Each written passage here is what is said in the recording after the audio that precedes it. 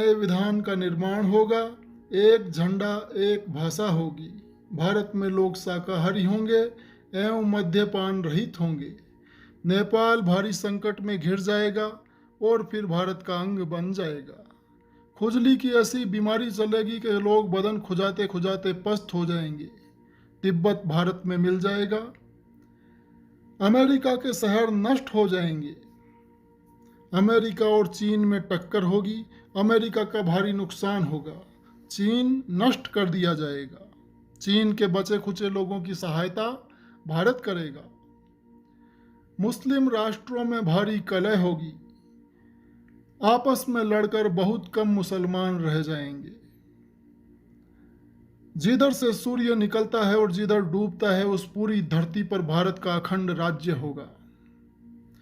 England, France, America, Lanka, Japan, Malaysia, Singapore और भारतवर्ष में भी लड़ाइयाँ होंगी।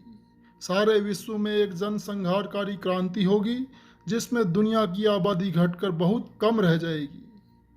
सारे विश्व के लोग हिंदू धर्म को मानने को बाध्य होंगे।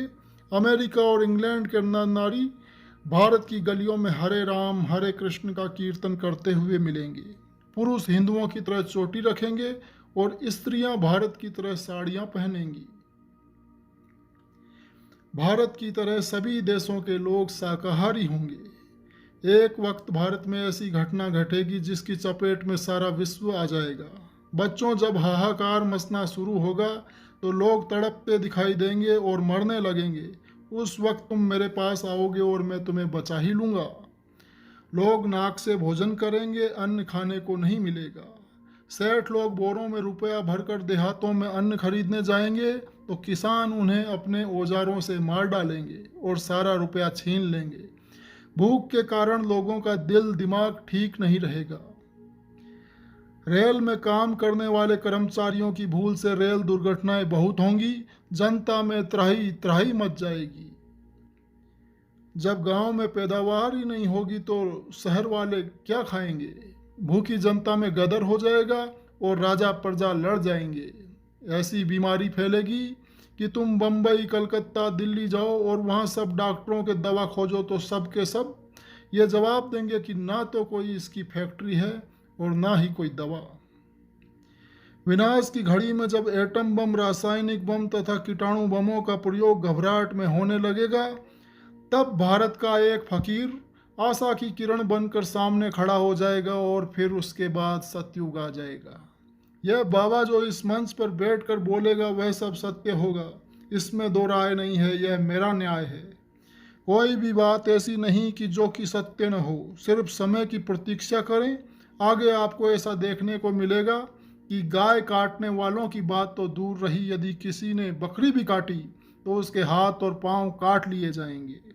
अंडा, मांस, मछली बेचता हुआ जो भी दिखाई पड़ा उसे कड़ी सजा भोगनी पड़ेगी। शराब आदि की दुकानें नजर नहीं आएंगी। सूखा पड़ेगा। पानी न बरसने से बिजली, मशीनें, ट्यूबवेल बंद हो जाएंगे, जनरेटर फेल हो जाएंगे, पेट्रोल डीजल नहीं मिलेगा। अन्न की कमी के कारण करोड़ों मौतें होंगी। अन्न की कमी होगी तो लोग कंकड़ को दांतों से चबाएंगे। भूकंप के ऐसे धक्के लगेंगे कि तुम गेंद की तरह सैकड़ों फीट ऊपर उछाल दिए जाओगे। पेट्रोल की कमी से मोटरें भविष्य में लाइन में सड़कों के किनारे खड़ी दिखाई देंगी। एक दिन जल्द आ रहा है जब पूंजीपति राजाओं की तरह खत्म होंगे और जो धन दुर्व्यवहार से कमाया है वह सब खत्म हो जाएगा। रुपया देने पर भी अन्न नहीं मिलेगा। बीमारी भयंकर रूप से उठेगी। भूचाल आएगा। लड़ाई झगड़े होंगे। एक बड़ा विद्रोह हो जाएगा। पता नहीं कितने आदमी रहेंगे और कितने खत्म हो जाएंगे। यहाँ तक होगा कि बहुत से मुल्क खत्म होंगे जैसे थे ही नहीं। समुद्री तूफानों के आने से बहुत से छोटे छोटे शहर, गांव नष्ट हो जाएंगे और बहुत से छोटे छोटे नए टापुओं का उदय होगा जिन पर आर्थिक और शक्तिशाली लोगों का अधिकार होगा। समुद्र के किनारे जो ऊंची ऊंची इमारतें खड़ी हैं इनमें सड़ी हुई मछलियों की गंध आएगी। बम्बई में समुद्र के किनारे बना हुआ स्पेस टावर व अन्य ऊंची ऊंची इमारतें गिरकर समुद्र में डूब जाएंगी। वर्षा न होने से पानी की बहुत कमी हो जाएगी, फिर बिजली नहीं बनेगी और मिलों के सारे कारोबार ठप पड़ जाएंगे। लोगों को जब पानी पीने को नहीं मिलेगा तो बम्बई को छोड़कर भाग खड़े होंगे। विश्व में बहुत बड़ी हलचल मचेगी। पहला नरसंहार पूरब में होगा, दूसरा पश्चिम में, फिर उसके बाद उत्तर में होगा और फिर दक्षिण में होगा। इसके बाद संहार शुरू हो जाएगा, इसे कोई रोक नहीं सकता। भविष्य में एक समय ऐसा आएगा कि आदमी को आदमी उठाने वाला नहीं मिलेगा। 20-20 कोस पर चिराग दिखाई देगा। आगे गाय काटने वालों को 20 साल की सजा मिलेगी और उसके बाद महीने भर में गाय काटना बंद हो जाएगा। भविष्य में भारत के सभी बूचड़खाने बंद कर दिए जाएंगे। भविष्य में कोई मांस मछली बेचता हुआ नजर आएगा, उसे फौरन उसी वक्त दुकान पर ही मजिस्ट्रेट पहुंचकर 10 वर्ष की सजा देगा और साथ ही 5 बेंत सुबह और 5 बेंत शाम को पड़ा करेंगे। कुछ दिनों के बाद ये समझ लो कि दुनिया फिर से बसाई जाएगी। भविष्य में पूरब का पाकिस्तान और फिर बाद में पश्चिम का पाकिस्तान समाप्त हो जाएगा। भविष्य में भारत का राष्ट्रपति प्रधानमंत्री शाकाहारी सदाचारी होगा। भारत में सभी नग्न सिनेमा बंद कर दिए जाएंगे। भारत विश्व गुरु बनेगा। भविष्य में MP MLA का नाम बदल जाएगा। स्कूल से निकलने पर 1 महीने के अंदर ही लड़कों को नौकरी मिल जाएगी। रिश्वत संबंधी सूचना के बारे में कार्यालय खुलेगा। रिश्वत लेने वालों के नाम पते उसमें नोट किए जाएंगे। ऐसे हवाई जहाज बनेंगे कि 1 घंटे में आप अमेरिका जाकर 1 घंटे में वापस भारत लौट आएंगे। भारतवर्ष में विज्ञान का इतना बड़ा विकास होगा कि सारी दुनिया का सारा भौतिक विकास उसके सामने छोटा हो जाएगा और दुनिया के बड़े बड़े लोग इस प्रगति को देखकर दांतों तले उंगली दबाएंगे। यदि सारे देश मिलकर भी भारत पर आक्रमण करें तो भी भारत को अब कोई जीत नहीं सकता। कलयुग में कलयुग जाएगा, कलयुग में सतयुग आएगा। परिवर्तन होगा, इसको कोई रोक नहीं सकता। चाहे आकाश टूट पड़े या धरती फट जाए, लेकिन परिवर्तन अवश्य होगा। सतयुग जिस दिन जिस घड़ी अपनी सामग्रियों को लेकर प्रादुर्भाव करेगा, उस दिन 1000 गुना भारत में कार्यक्रम होगा। उस समय का दृश्य ऐसा होगा कि विश्व के मुल्कों के लोग उस स्थान पर चले आएंगे उस दृश्य को देखने के लिए।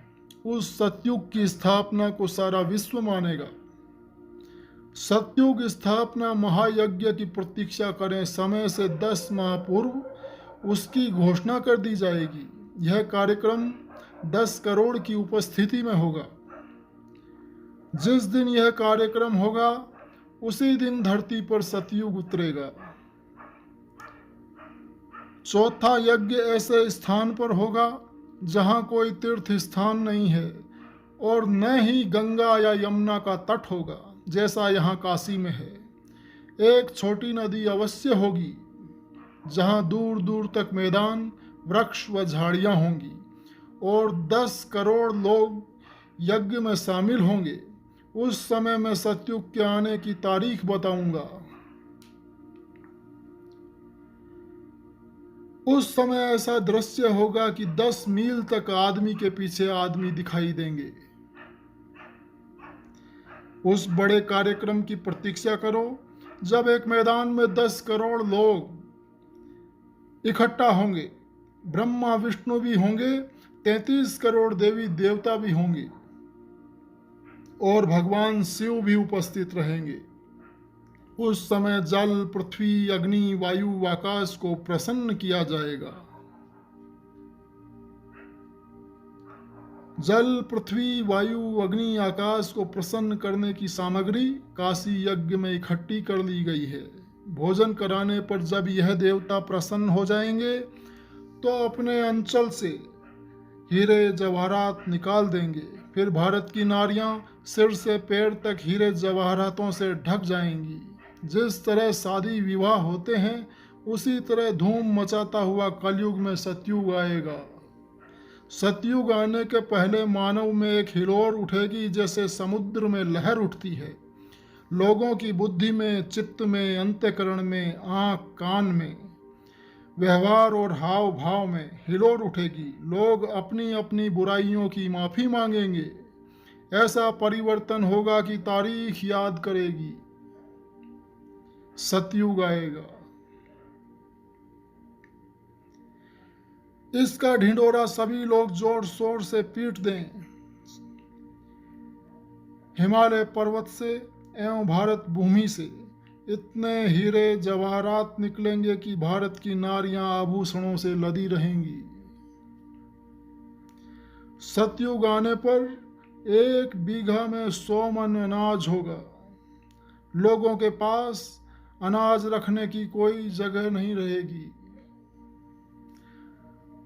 महापुरुष का जन्म भारतवर्ष के उत्तर प्रदेश के एक छोटे से गांव में हो चुका है और वह व्यक्ति मानव इतिहास का सबसे महत्वपूर्ण व्यक्ति बनेगा।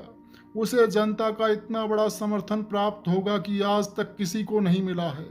वह महापुरुष नए सिरे से विधान को बनाएगा और वह विश्व के संपूर्ण देशों पर लागू किया जाएगा। उसका एक झंडा होगा, उसकी एक भाषा होगी। वह अवतार जिसकी लोग प्रतीक्षा कर रहे हैं 20 वर्ष का हो चुका है। यदि उसका पता बता दूं तो लोग पीछे पड़ जाएंगे। अभी ऊपर से आदेश बताने का नहीं हो रहा है। मैं समय का इंतजार कर रहा हूं और सभी महात्माओं ने समय का इंतजार किया है। समय आते ही आपको सब कुछ मालूम हो जाएगा। भारत में महान आत्मा का जन्म हो चुका है। अब भारत को कोई भी देश जीत नहीं सकता। महान आत्मा का जन्म भारत में हो चुका है और उसे बराबर परमात्मा के आदेश प्राप्त हो रहे हैं। ऊपर से तमाम शक्तियां उतर कर नीचे आ गई हैं और थोड़े दिनों में ये अपना काम शुरू कर देंगी। महान आत्माएं भारतवर्ष में अवतरित हो चुकी हैं जिनके द्वारा भारतवर्ष में सुधार होगा। उनको जब संत मान्यता दे देंगे तब वो अपना काम करना शुरू कर देंगे। संतों की मान्यता देने पर ही अवतारी शक्तियों की पूजा होती है। जब तक संतों का कार्य समझाने बुझाने का चल रहा है तब तक वे शक्तियां कुछ नहीं कर सकती हैं। वे पूर्ण शाकाहारी और चरित्रवान हैं। बहुत से बच्चे अपनी शिक्षा समाप्त कर चुके हैं और बहुत से अपनी शिक्षा समाप्त करके विद्यालयों से निकलने वाले हैं। कुछ दिनों में वह महान आत्मा इन शक्तियों को संगठित कर लेगी। फिर वे बच्चे क्या करेंगे वह समय बताएगा।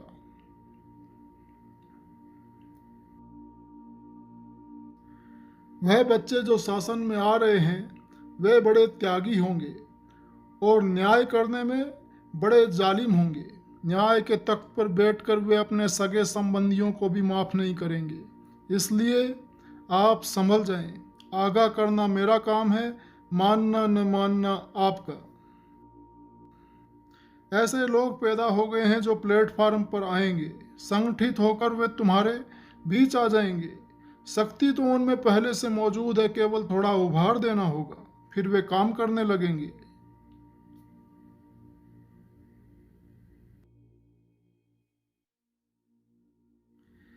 इन बच्चों द्वारा जो संविधान बनाया जाएगा उसको मानने के लिए सभी लोग बाध्य होंगे। हर हिंदू, मुसलमान, हरिजन, ब्राह्मण, क्षत्रिय सभी को उसका पालन करना होगा। मैं मंच से जो बच्चों का, वीरों का आह्वान करता हूँ वह मेरी आवाज़ यूं ही नहीं निकलती है। इस समय जहाँ जहाँ भी वे बच्चे हैं उनमें एक शक्ति का